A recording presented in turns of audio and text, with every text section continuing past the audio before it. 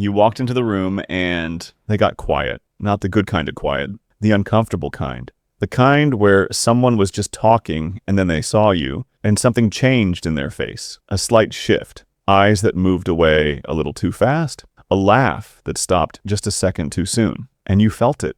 You felt the whole energy change the moment you walked in. Or maybe it was at work. You stopped going out of your way to make everyone like you. You stopped laughing at things that were not funny. You stopped shrinking yourself to make others feel bigger. And suddenly your coworker, who used to joke around with you every day, barely looks at you now. Or maybe it was closer than that. A family member. Someone who used to give you advice you never asked for. Someone who used to guilt you and you used to apologize immediately. But you stopped doing that. You started holding your ground quietly. No fight, no drama, just a calm no. And now they act like you are the problem. You've been trying to figure out what changed, what you did wrong, whether you should go back to how you were before, just to make the tension go away. Here is what nobody tells you. You did not do anything wrong. You did something right. And that is exactly what is making them nervous. Toxic people do not fear someone who fights back loud. They know how to handle that. What they cannot handle is someone who has nothing to prove, someone who stopped needing their approval, someone who became impossible to rattle. Your calm is not a weakness to them. It is a warning. And deep down, they feel it, even if they will never say it out loud. But before we go further, be honest with yourself for 1 second. Not every person who pulls back from you is toxic. Some people feel shut out when someone they care about suddenly goes cold without explanation. Real growth feels open even when it is firm. It does not need to ice people out to feel powerful. If what you're calling calm is actually distance with a good story attached to it, that is worth looking at.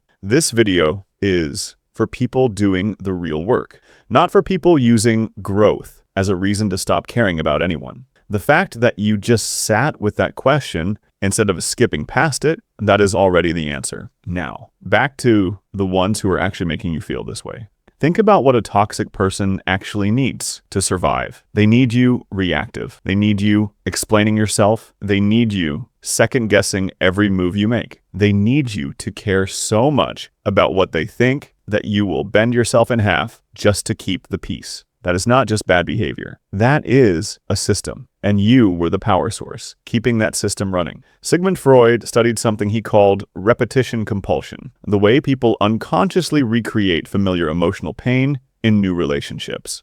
What this means in plain terms is that a person carrying old wounds will keep finding new people to play out those wounds with. They are not always doing it on purpose, but they are doing it. And if you were someone who instinctively tried to fix, calm, or manage others, you became the perfect fit for someone who needed exactly that. Your anxiety gave them relief. Your confusion gave them clarity. Your need for their approval gave them a sense of control they could not find in themselves. That is what was happening. Not because you were weak, but because you were giving, and they were taking. And then you stopped. You stopped over-explaining. You stopped chasing. You stopped handing them your emotions to pick apart. And suddenly there was nothing to feed on, nothing to manage, nothing to control. That is when the nervousness started. Not because you became mean, not because you became cold, but because you stopped being fuel. When you stop reacting the way they expect you to, they do not just leave quietly. They test you first. They poke. They push. They say something sharp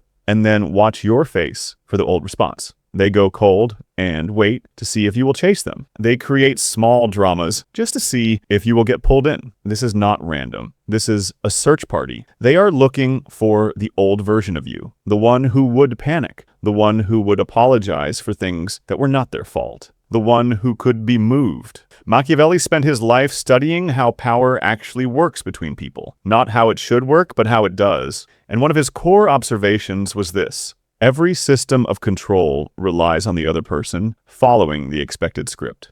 The moment someone stops following that script, the whole structure becomes unstable. He was writing about rulers and states, but the same dynamic lives in your living room, in your office, in your family dinner table. When you stop following the script, you stop being manageable. And that is something they do not know how to respond to. So they test harder. They push more. They might even tell other people you have changed, like it is a bad thing. Like becoming calmer and more grounded is something you should apologize for. Do not apologize. Now, here is something practical.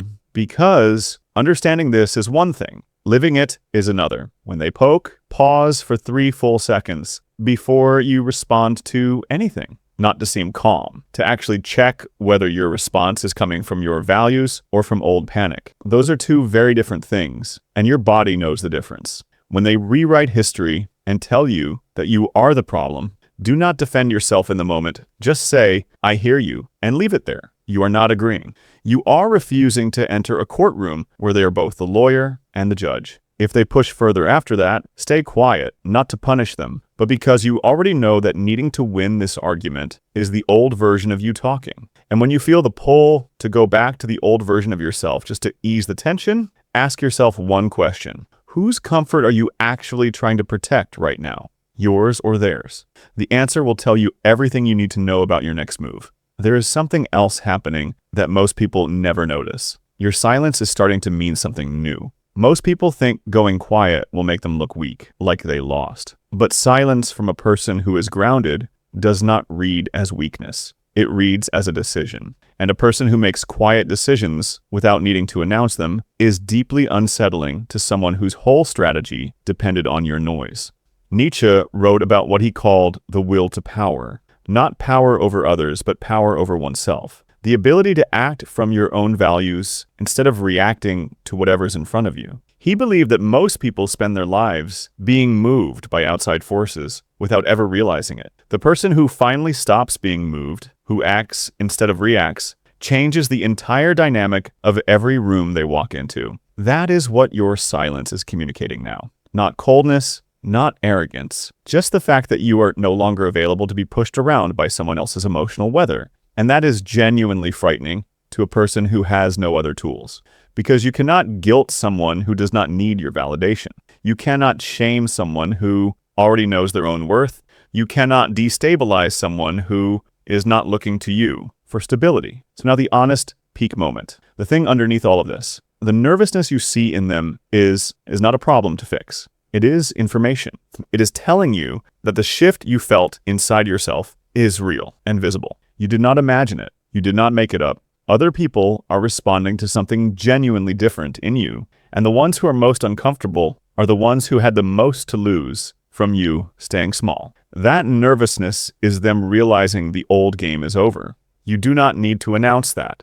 You do not need to explain it or defend it or make them understand. The work you did on yourself was not for them. It was never for them. Some people around you will adjust. They will meet the new version of you, even if they never say a word about it. Others will leave or turn cold or reframe your growth as a character flaw. Let them do that. The people who were only comfortable with you when you were easy to manage were not really connected to you. They were connected to what they could get from you. Losing that is not a loss. It just feels like one at first.